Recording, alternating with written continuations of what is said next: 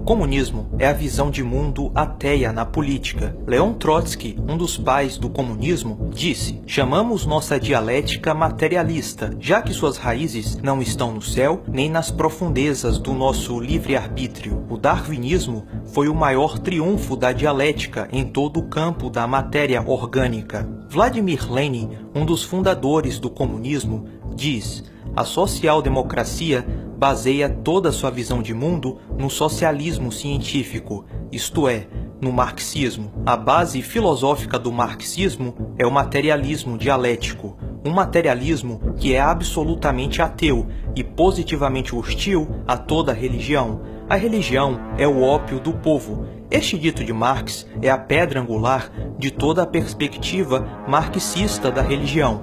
O marxismo é materialismo. Precisamos combater a religião, disse Lenin. Esse é o ABC de todo o materialismo e, consequentemente, do marxismo.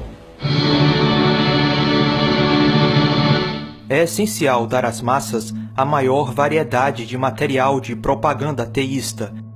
É interessante também notar as palavras do ditador ateu comunista chinês Mao Tse-tung. É melhor você ter menos consciência. Alguns de nossos camaradas têm muita misericórdia, sem brutalidade suficiente, o que significa que eles não são tão marxistas. O marxismo é tão brutal. Estamos preparados para sacrificar 300 milhões de chineses pela vitória da Revolução Mundial.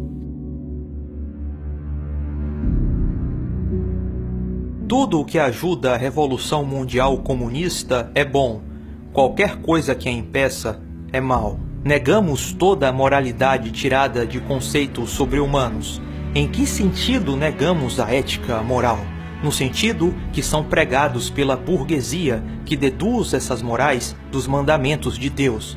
Naturalmente, dizemos que não acreditamos em Deus. O comunismo não está apenas intimamente ligado ao ateísmo, mas também ao darwinismo. Engels escreveu um livro com o seguinte título: O papel do trabalho na transformação do macaco em homem. Marx, por exemplo, queria escrever uma dedicatória a Charles Darwin no seu livro O Capital. Aliás, é muito difícil ver um ateu que não seja um darwinista. Os comunistas eram darwinistas e falavam isso abertamente. Mao Tse-tung disse: o socialismo chinês é fundado sobre Darwin e a teoria da evolução. No prefácio do Manifesto Comunista, Friedrich Engels escreveu sobre o comunismo como a proposição que, na minha opinião, está destinada a fazer para a história o que a teoria de Darwin fez pela biologia. Karl Marx afirmou: o livro de Darwin da seleção natural, embora seja desenvolvido no estilo inglês,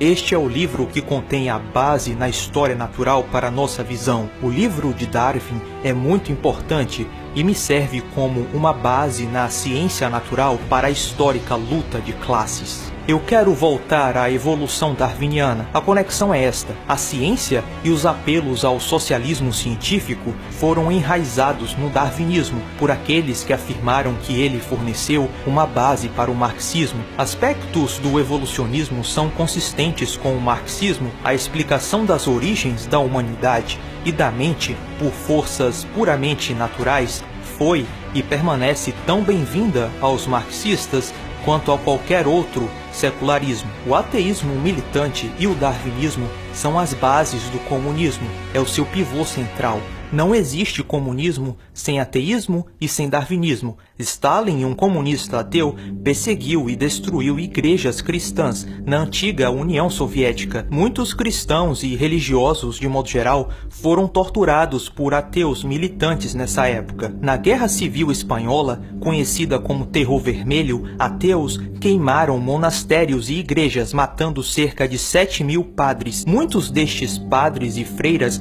foram torturados e queimados vivos em praça pública pelos ateus. Em 1967, a Albânia declarou-se o primeiro país oficialmente ateu do mundo e reduziu mais de 2.000 igrejas.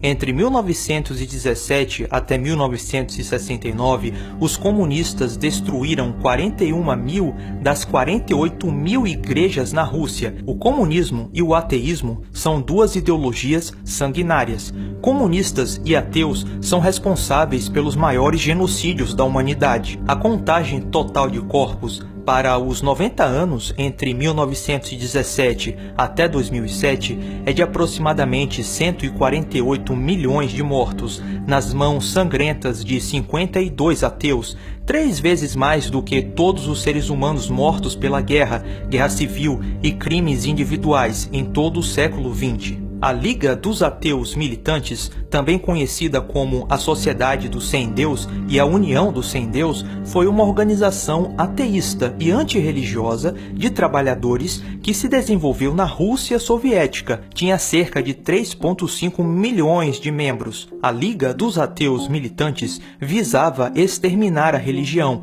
em todas as suas manifestações e formar uma mentalidade científica antirreligiosa entre os trabalhadores. O slogan da Liga dos Ateus era: "A luta contra a religião é uma luta pelo socialismo". Aparentemente, foi apenas uma incrível coincidência que todo comunista de nota histórica declarou publicamente seu ateísmo. Houve 28 países na história mundial que podem ser confirmados como tendo sido governados por regimes ateístas declarados no seu comando. Esses 28 regimes históricos foram governados por 89 ateus, dos quais mais da metade se envolveu em atos genocidas, dos tipos cometidos por Stalin e Mao. A melhor resposta que os ateus foram capazes de elaborar entre a relação histórica do ateísmo com o comunismo é de que o ateísmo é apenas uma falta de crença em Deus, de que o ateísmo não faz nada, não inspira nada e é, portanto, responsável por nada.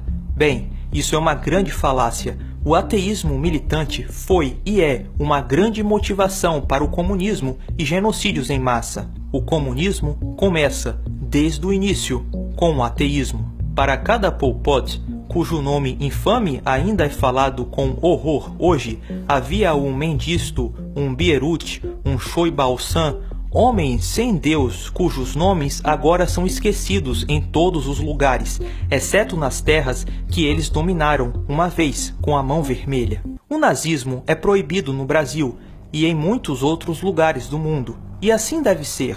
Porém, o comunismo, que matou muito mais que o nazismo, continua a ser defendido e até mesmo venerado no Brasil. Pelo mal que o comunismo causou, países como a Romênia, Ucrânia, Geórgia, Moldávia, Estônia e Polônia criminalizaram a propaganda comunista. A pergunta que fica é: nós, brasileiros, devemos criminalizar o comunismo? Não tenho dúvidas que sim.